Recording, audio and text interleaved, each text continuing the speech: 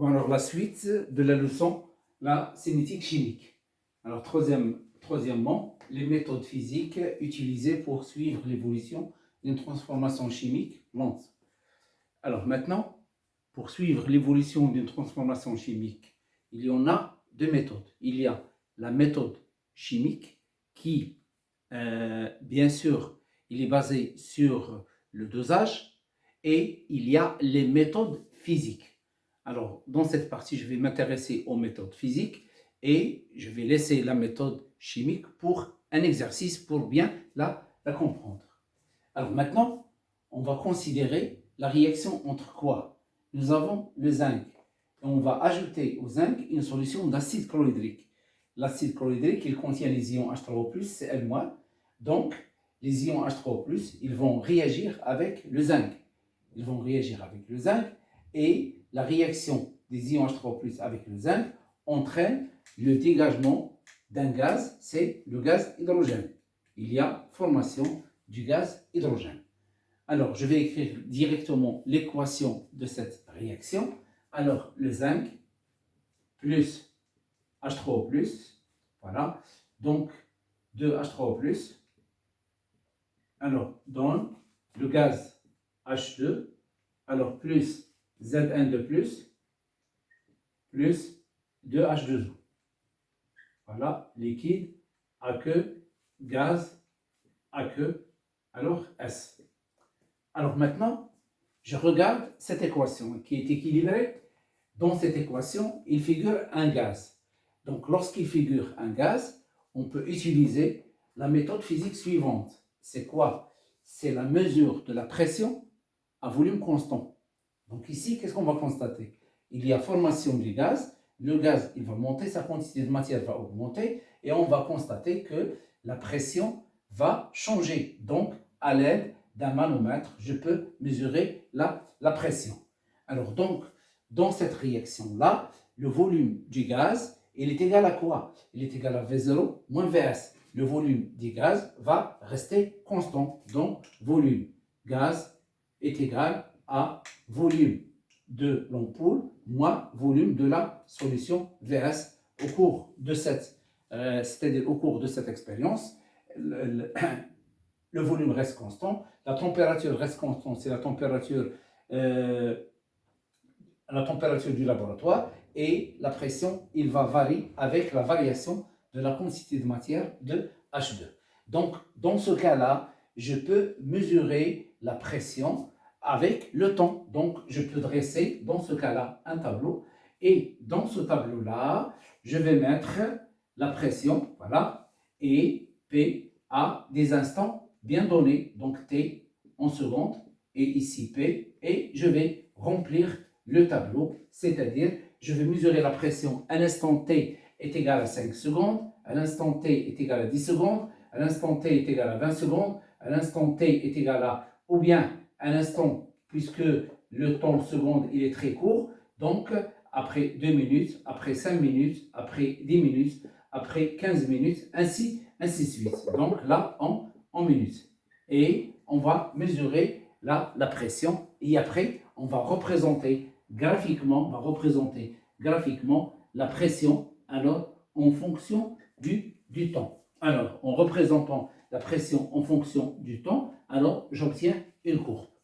Alors donc, cette méthode qui est la mesure de la pression, elle est utilisée lorsque il y a un gaz parmi les réactifs ou bien parmi les produits. Je peux utiliser la méthode physique, c'est-à-dire suivre l'évolution de cette réaction à l'aide de la mesure de la pression. Alors maintenant, on peut suivre l'évolution de c'est-à-dire de cette réaction, alors à l'aide de la variation du volume, à l'aide de la variation. Donc, on réalise l'expérience suivante. Donc, l'expérience suivante. Donc, on va prendre un bécher, on va placer dans le bécher, je vais placer donc la deuxième expérience. Je prends un bécher, voilà.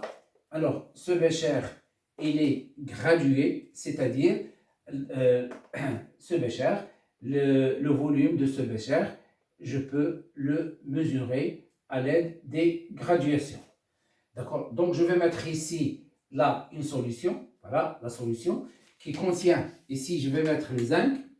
Voilà, ça, c'est les lames de zinc, le zinc Zn. Et je vais ajouter la solution de H3O+, plus Cl moins aqueux. Et après, je vais fermer à l'aide d'un piston. Alors, un piston de masse négligeable. Donc, le piston, d'accord, ici, il y a de l'air. Donc, ça, c'est un piston. Alors là, un piston qui est très léger. Alors maintenant, la pression à l'extérieur, ici, la pression, elle est égale à 1 atmosphère. Alors, puisque la masse du piston elle est très petite, donc automatiquement, ici, la pression P est égale aussi à 1 atmosphère. Donc, au cours de cette expérience, la pression à l'intérieur ici, elle est égale à la pression extérieure. Donc, nous avons l'étude de la variation du volume, lorsque la pression reste constante. Alors ça, c'est le volume du gaz occupé par le gaz. Ça, c'est le V. Alors, puisque H3O+ va réagir avec Zn, il va donner le gaz H2. Donc ici, il y a formation de H2. Alors, lorsque H2 il se forme, le piston il se déplace vers le haut et à chaque instant ou bien à chaque T, je peux mesurer le volume. Donc, qu'est-ce que je vais faire? Je vais dresser un tableau. Alors, ce tableau-là, je vais mettre dans ce tableau, alors le temps T, voilà, et là, le volume occupé par le gaz à des instants ou bien à des instants différents. Par exemple, ici, en minutes. Donc, un instant, 2 minutes, 5 minutes, 10 minutes, 20 minutes, ainsi de suite, et je mesure le volume. Alors, après avoir mesuré le volume, qu'est-ce que je vais faire? Je vais tracer une courbe volume en fonction du temps. Le volume en fonction du temps. Alors, V en fonction du temps, c'est une fonction ici croissante. Voilà. Et j'aurai une courbe comme ça. Alors, donc ici, cette méthode, c'est-à-dire la méthode de la mesure du volume ou bien de la mesure de la pression. Dans quel cas je peux l'utiliser? Dans le cas où il y a un gaz parmi les réactifs ou bien parmi les produits. Parmi les réactifs, parmi les produits, je peux soit suivre l'évolution de la réaction par la mesure de la pression, soit par la mesure du volume. Alors, dans un exercice, comment vous pouvez savoir quelle méthode elle a été utilisée? Il faut regarder ici. Qu'est-ce que vous avez vu? S'il y a le volume, donc ils ont utilisé le suivi par mesure du volume. S'il y a la pression, ils ont utilisé le suivi par la mesure de la pression. Dans quel cas je peux utiliser ces deux méthodes? Dans le cas où il y a un gaz parmi les réactifs ou bien parmi les produits. Alors maintenant, ça représente la première méthode. Alors maintenant, la première méthode, c'est la mesure de la pression ou la mesure, c'est une seule méthode, la mesure de la pression ou bien la mesure du volume dans le cas du présence, c'est-à-dire d'un gaz, lorsqu'il y a présence d'un gaz parmi les réactifs ou bien les produits. Donc, première méthode,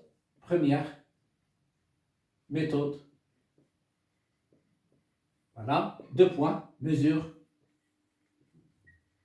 de la pression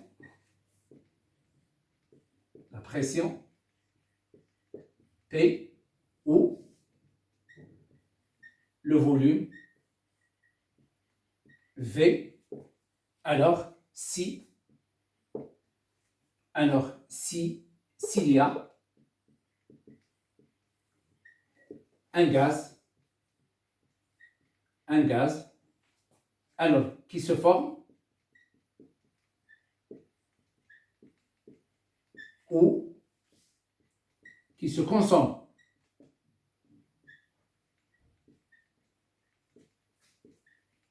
C'est-à-dire un gaz parmi les réactifs ou parmi les produits. Alors, ça, c'est la première méthode. Voilà la première méthode. Alors, maintenant, la deuxième méthode. La deuxième méthode, c'est quoi? C'est la mesure de la conductance ou bien de la conductivité. Donc, deuxième méthode, méthode de point, mesure de sigma, la conductivité,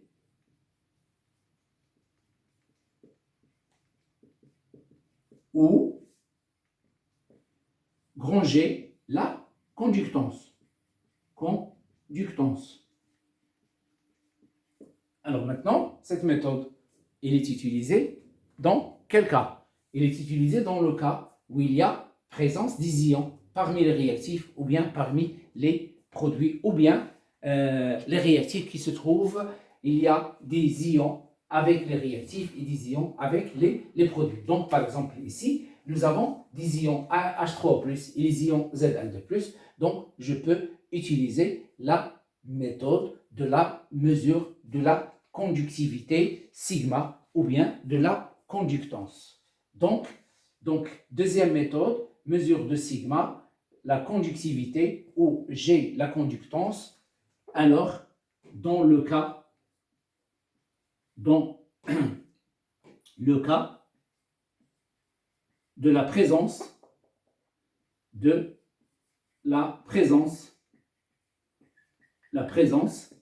des ions, quels que soient les ions, des ions, alors qui se forment ou bien qui participent aux réactions. Donc des ions qui se forment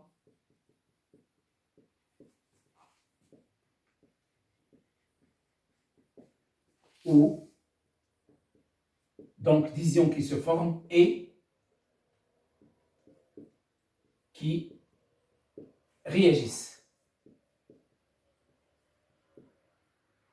Alors, des ions qui réagissent. Donc ici, par exemple, nous avons un ion qui se forme, c'est Zn2+, et un ion qui réagit, c'est H3+. Donc dans ce cas-là, je peux utiliser la méthode de la mesure de la conductivité ou bien de la conductance. Alors, pour mesurer la conductivité ou la conductance, alors on peut soit utiliser un appareil qui permet de déterminer directement la conductance et la valeur de la conductance ou bien de la conductivité, ou bien on peut utiliser une cellule photoélectrique, une cellule qui permet de mesurer la conductivité, d'accord? Donc voilà, deux plaques parallèles. Voilà la première plaque, la deuxième.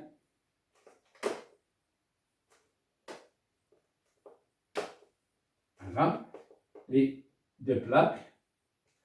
Alors, ces deux plaques ils sont plongées dans la solution. Voilà. Nous avons une solution. Voilà. Et ici, nous avons le Zn. Voilà. Zn. Voilà. Et nous avons les ions H3+. Alors, et les ions Cl-. Alors, celle-là, elle est liée à un voltmètre ici, pour mesurer là. Et il est lié aussi à un ampèremètre. Et ici, il est lié à un générateur. Voilà. Donc, le voltmètre, il permet de mesurer la tension entre les deux, la tension entre les deux plaques. Et l'ampèremètre, il permet de mesurer l'intensité. Et celui-là, il permet de mesurer la tension. Alors, maintenant, qu'est-ce qu'on va faire? Alors, on va dresser un tableau. Et dans ce tableau-là, on va mesurer l'intensité du courant et la tension. D'accord? L'intensité du courant et la tension. Et à l'aide de l'intensité du courant et de la tension, on va calculer le G. Donc, on dresse un tableau. Voilà. Et dans ce tableau-là, je vais mettre, voilà, ici, un instant T, là c'est I, là c'est U, et en bas, je vais calculer grand G. Donc, à des instants différents, voilà. Alors, un instant T est égal à 5 minutes, alors en minutes par exemple. Alors ici 10, ici 20, 20 minutes. Je mesure l'intensité du courant, 0,02 ampères par exemple, en ampères. Je mesure la tension par exemple, alors 4 volts. Alors je calcule la conductance. Alors la conductance G, elle est égale à I divisé par E. Alors, donc, la conductance, elle est égale à I divisé par U. Donc, je divise I divisé par U, 0,02, je calcule le G, je calcule le G, je calcule le G. Et après, donc nous avons G, alors elle est égale à I divisé par U. Son unité, c'est ampère par volt. Celle-là, elle est en ampère. Celle-là, elle est en volt. Celle-là, elle est en ampère par volt. On va l'appeler Siemens. Siemens S. Alors, qu'est-ce qu'on fait? On représente graphiquement la conductance de la solution grand G en fonction du temps. J'obtiens une courbe. Alors, donc, le fait d'avoir ici la conductance grand G en fonction du temps, c'est-à-dire, nous avons utilisé la méthode de la mesure de G. G, la méthode de mesure de G. Alors maintenant, il y a un appareil qui permet de mesurer le G directement sans mesurer I et U et après calculer G. Alors, une fois connaissant le G, je peux déduire, bien sûr, la valeur de sigma. Il y a une relation entre G et sigma. Alors, cette relation est la suivante. Donc, nous avons la connaissance de G nous permet de connaître la valeur de sigma. Donc, nous avons G est égal K fois sigma, ou bien, donc celle-là, il est donné en Siemens S, celle-là, il est donné en mètre, celle-là, il est donné en Siemens par mètre. Ou bien, je peux écrire aussi sigma est égal K' fois G. Alors, voilà, K'. Alors, il y a une différence entre K et le K'. Donc, celle-là, elle est donnée en Siemens. Celle-là, elle est donnée en mètre moins 1. Donc, sigma, elle est donnée en Siemens fois mètre moins 1, c'est-à-dire Siemens par mètre. Siemens, mètre moins 1. Bon, alors donc ici, la mesure de G permet de calculer sigma et vice-versa, la mesure de sigma permet de calculer G. Alors, dans quel cas j'utilise la méthode de la mesure de G ou bien la méthode de la mesure de sigma lorsque, dans l'équation de la réaction, il y a, parmi les réactifs, se trouvent des ions et parmi les produits aussi se trouvent des ions. Alors, maintenant, je parle toujours pour cette méthode. Nous avons, par exemple, dans notre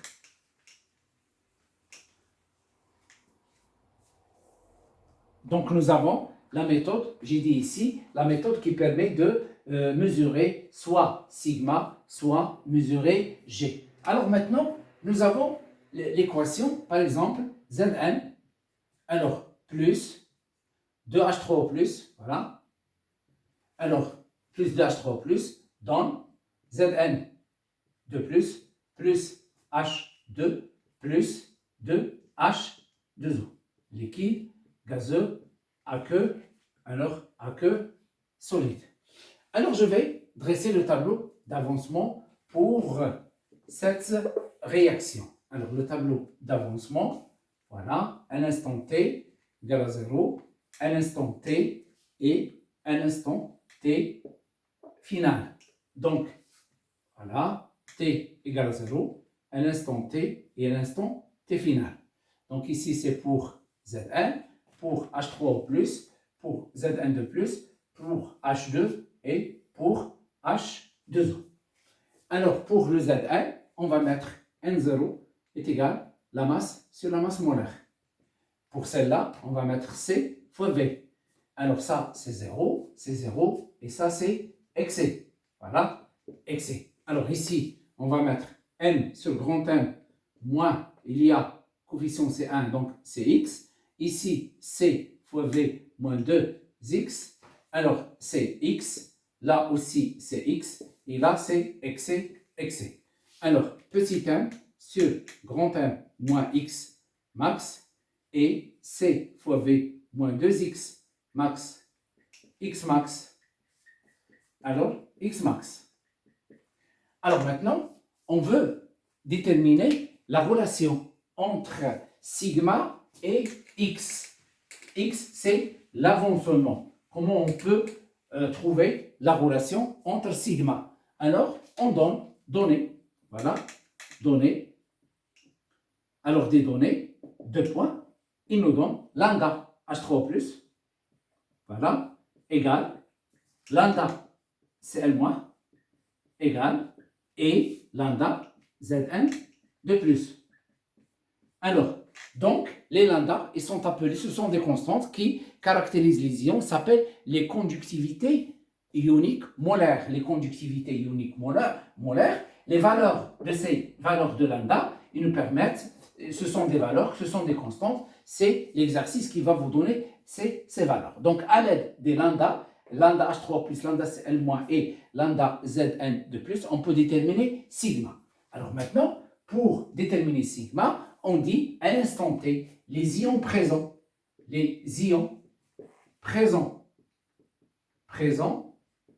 dans la solution,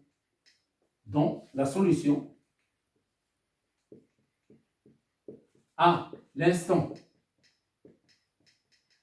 l'instant T sont, alors ces ions-là, c'est le H3O+ restant, le Zn de plus, il ne faut pas oublier l'ion indifférent Cl-. Donc sont H3O+, alors Zn de plus, et l'ion spectateur,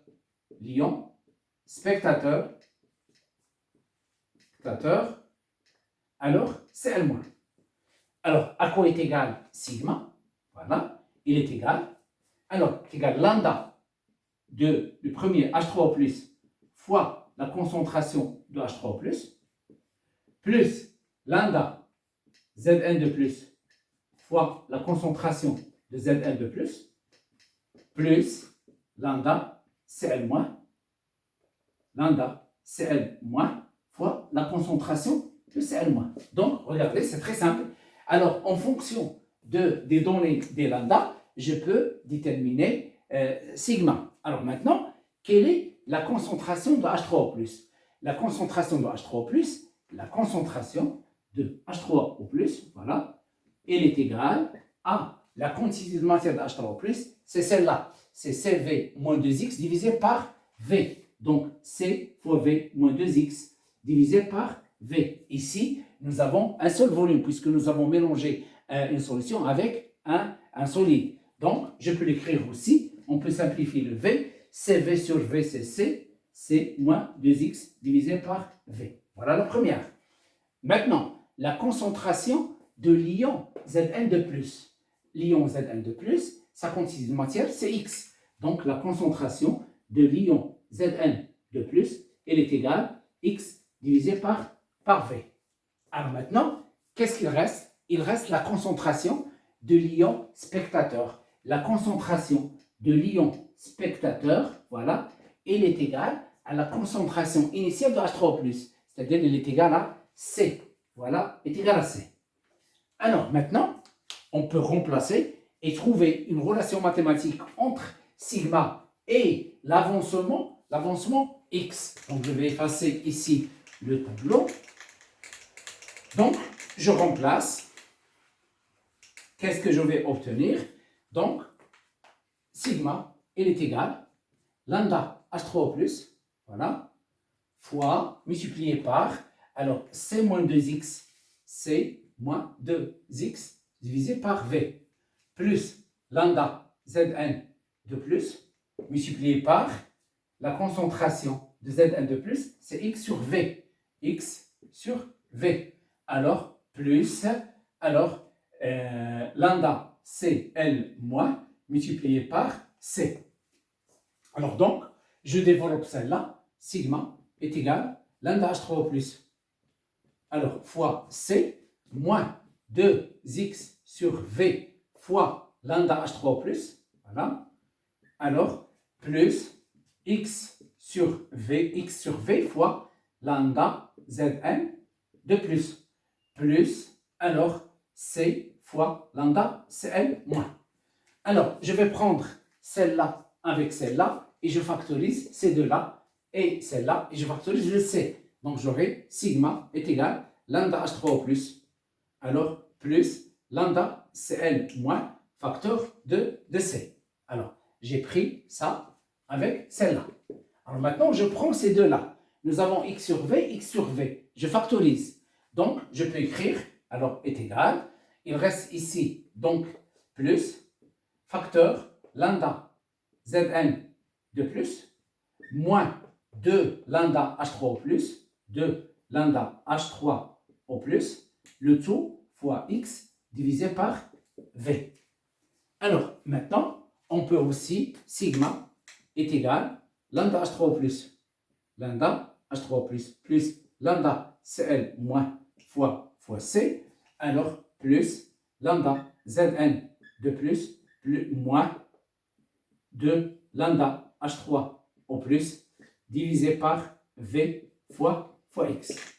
Alors maintenant, on peut poser, donc on pose celle-là est égale à petit a et on peut poser celle-là est égale à aussi petit b. Alors donc, qu'est-ce que je vais obtenir? Sigma est égal à A plus B fois x. Avec A, c'est lambda H3 plus lambda Cl moins fois C, et avec B, lambda Zn de plus moins lambda H3 plus sur V, donc multiplié par B. Ou bien, parfois, on va vous demander, on va vous obliger à factoriser le signe moins. En factorisant le signe moins, donc je peux mettre ici le signe moins. Alors à ce moment-là, j'aurai ici plus et j'aurai ici moins. Donc, j'aurai tout simplement, alors donc dans ce cas-là, j'aurai 2 lambda H3 au plus, voilà, moins lambda Zn de plus, multiplié par le tout divisé par V, multiplié par X. Alors, je vais appeler tout ça A et je vais appeler tout ça petit b. Donc, j'obtiens sigma est égal à A moins B fois X. Voilà la relation entre sigma, B et X. Alors, avec A, c'est lambda H3 plus lambda Cl moins fois C. Avec B, c'est 2 lambda H3 plus moins lambda Zn de plus divisé par V. Donc, on va vous demander de démontrer cette relation. Alors donc, cette méthode qui est la mesure de sigma et la mesure de G, elle est utilisée uniquement dans le cas de présence des ions parmi les réactifs et parmi les produits. Alors à ce moment-là, on peut vous donner, d'accord? On peut vous donner par exemple la courbe sigma, voilà, en fonction du temps. Alors, sigma en fonction du temps, il peut être aussi celle-là. Alors, ça, il s'appelle sigma 0 et celle-là, il s'appelle sigma final. Donc, sigma en fonction du temps, c'est-à-dire, on a utilisé la méthode de la mesure de sigma en fonction du temps. Alors, maintenant, la troisième méthode. Troisième méthode. Alors, troisième méthode, c'est quoi? C'est la mesure du pH. Donc, cette méthode, la mesure du pH de la solution. Alors, dans quel cas? Si dans l'équation de la réaction, l'équation de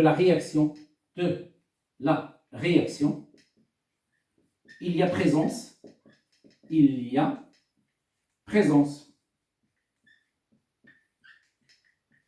de H3O+, ou HO-, des ions H3O+, ou des ions HO-.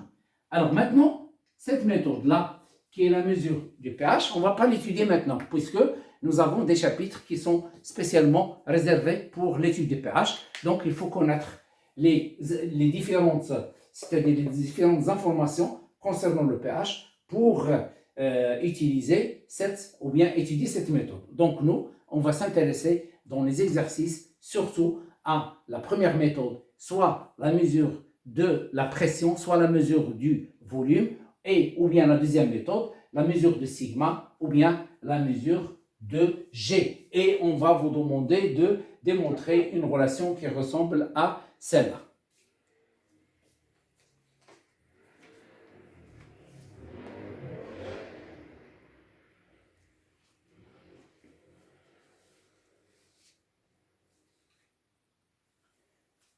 Alors maintenant, cinquièmement, la vitesse de la réaction.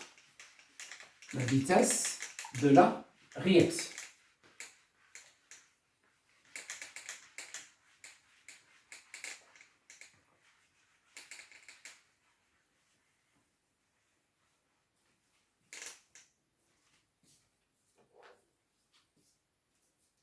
Donc, quatrièmement, la vitesse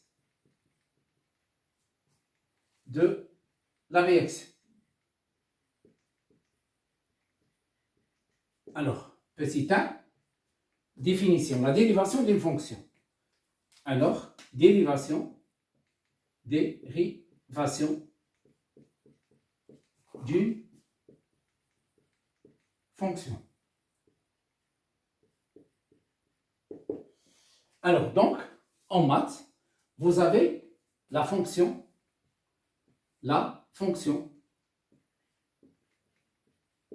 f de x. Sa dérivée est f' de x. Donc, la fonction c'est f de x, sa dérivée c'est f' de x. Normalement, f' de x est égal à la limite de f de x moins f de x0 sur x moins x0 quand x tend vers à x0. Alors donc, pour nous, le fx moins f de x0, donc je peux l'écrire aussi, est égal à la limite de f de x moins f de x0. Alors, sur x moins x0, je peux déplacer x0 ici, x moins x0 tend vers 0. Alors ici, qu'est-ce qu'on écrit aussi? Alors, le fx moins f de x0, il est noté quoi? Il est noté delta. Donc, celle-là, je peux l'écrire aussi, la limite de delta f de x. Et ici, c'est delta x. Quand delta x, il tend vers 0. Or, lorsque delta x tend vers 0, on la note, delta x, il est noté dx. Et dans ce cas-là, et delta f, il est noté df. Alors, qu'est-ce qu'on obtient? On obtient la dérivée d'une fonction f' de x. On va la noter en physique par d de f sur dx. Voilà la nouvelle notation. Alors pour vous, pour certains, ce n'est pas la peine de s'intéresser à ce qui est ici au tableau. Ce qui compte pour nous, quelle est la différence? En maths, on utilise prime, et la physique, qu'est-ce qu'on utilise? D de f divisé par d de x. La dérivée de la fonction f par rapport à la variable x. Alors attention ici, cette notation df en bas d de x, le d il est collé à f, le dx le d il est collé à x, c'est-à-dire j'ai pas le droit de simplifier le d avec le d.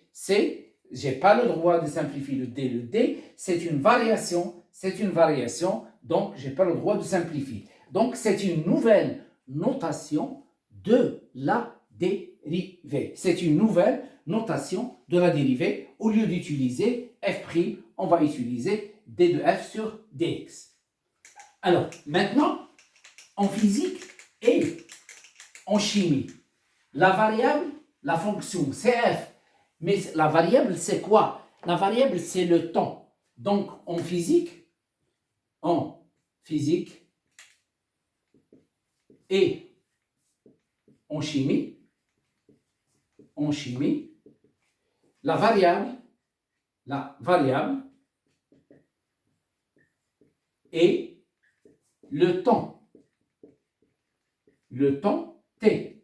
Donc, les fonctions en physique, ils sont sous la forme f de t, g de t, v de t, la vitesse, d'accord, x de t, g de t, grand G de t, d'accord. Donc les fonctions, voilà, la vitesse v de t, x de t, g de t, sigma de t, la pression en fonction du temps. Alors maintenant, par définition, alors le symbole, la pression prime de t, c'est quoi? C'est dP sur dt. Maintenant, le symbole G' de t, on l'écrit dG sur dt. Alors, sigma prime de t, on la note d sigma sur dt. Donc, on va remplacer la notation prime par la notation d sur dt de la fonction, puisque les fonctions qu'on va étudier, en maths, vous notez f, mais en physique, les fonctions, ce sont quoi? La conductivité, la vitesse, disons, l'avancement, la conductance, la pression, le volume, ainsi de suite. En physique aussi, l'intensité du courant, la tension électrique, la résistance. Alors tout ça, ce sont des fonctions qui vont dépendre du temps.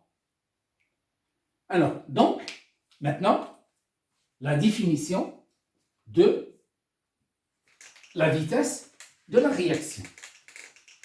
La vitesse de la réaction. Donc, deuxièmement, définition